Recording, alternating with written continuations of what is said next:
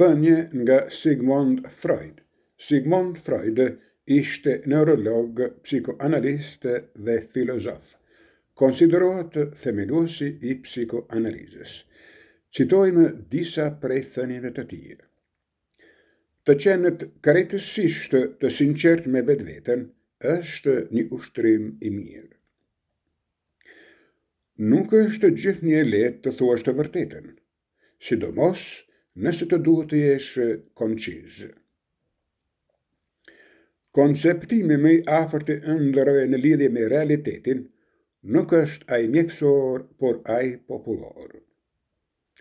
Të gjithë kemi dëshira që u afshejmë të tjerëve, e dëshira që u afshejmë edhe vetës sonë.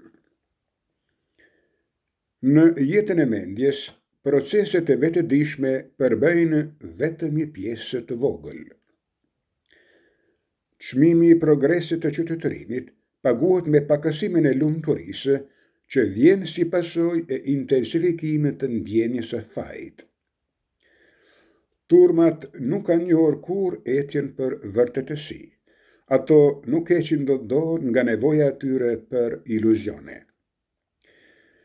Detyra kryesore e qytetërimit është të na mbrojë nga natyra.